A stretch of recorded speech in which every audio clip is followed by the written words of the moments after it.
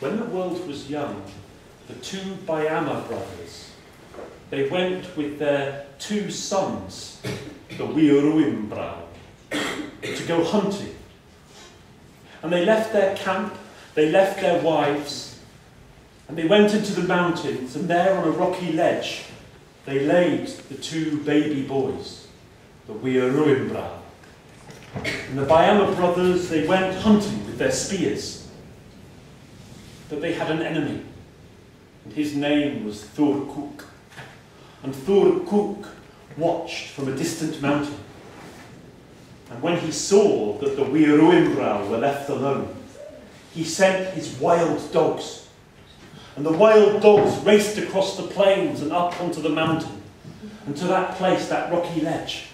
And the wild dogs destroyed the two baby boys. And then Thurkuk found their destroyed bodies, and revenge was his. Later, when they had finished their hunt, the Byama brothers returned. There, on the rocky mountain ledge, they found the dead bodies of their sons, and in grief they carried them down the mountain to the camp. All of the people grieved and wailed.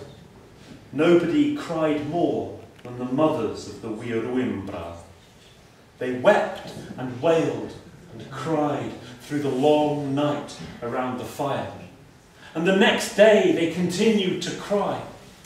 And all of the other people closed their ears, for they could not bear the cries of the mothers of the Wiaruimbra. And the second night came, and the mothers, they left the camp, and they walked away into the night, and as they wept, they cried. And their cries were the cries of the curlews with their long curved beaks. The sound of sadness and grief. And indeed, their mothers became the first curlews.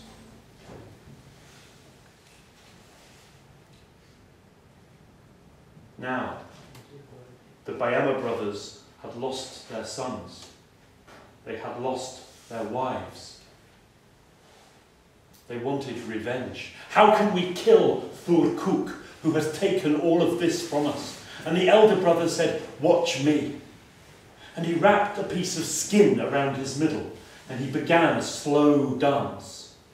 He danced the dance of kangaroo, and his arms became short and covered in fur, and his legs became powerful, and the skin around his waist became a mighty tail. And when he had finished his dance, his younger brother began the same dance, and danced the dance of kangaroo. And he too had short arms, powerful legs, and a long and powerful tail. And now the two Byama brothers, as kangaroos, bounded across the plains towards Thurkuk's camp. And when they came close, the wild dogs caught the scent of kangaroo, and they went racing in a pack to hunt kangaroo. And one dog was the leader of the pack, and faster than all the others, and further forward he came. But the two Byama brothers, as kangaroos, leapt further and faster ahead. But now when the lead dog came close enough, they stopped, and they swung their mighty tails, and bashed the head of the lead dog until the head of the lead dog was smashed, and dead that first dog was. And now the kangaroos went bounding across the plains, and again the pack of dogs came after, and the second dog took the lead of the pack, and when he came close, the Byama brothers swung their kangaroo tails and destroyed the second dog. And on went the chase, and one by one, every one of Thurkuk's dogs were destroyed by those kangaroos, until when they were all destroyed, they once more danced themselves into human form, and the Byama brothers went and they found Thurkuk, and without his wild dogs he was weak, and they put him to a slow and painful death. And Thurkuk became the Morpork, a screeching owl, and flew across the land. the Byama brothers, they had revenge, but revenge was not sweet. Still they did not have their wives. Still they did not have their sons, the Wiaruimbral. And one day they were cutting bark from a tree. And the elder brother struck a piece of bark and it flew from the tree. And as it flew, it made a whirring sound. And he thought he heard the voice of his dead son. And he said to his younger brother, "Go and hunt in that direction, and I will remain here."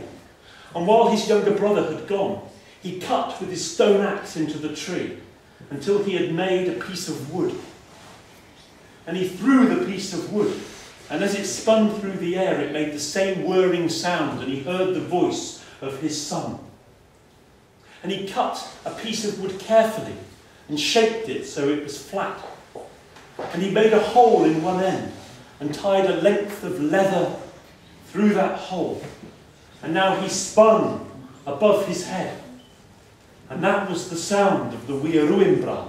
And his younger brother came and said, "I have been on the hunt, but I heard the sound of the Wiaruimbral." And the older brother said, "Yes, the sound of our lost children is here." And he showed his younger brother how to make a bullroarer. And now both of them, when they had fashioned their bullroarers, they swung them in the air, and they heard the sound of their dead sons. And ever since that time, the men of southeastern Australia have made bullroarers out of flat pieces of wood with holes in the end. And they tie them on long string or leather, and they spin them.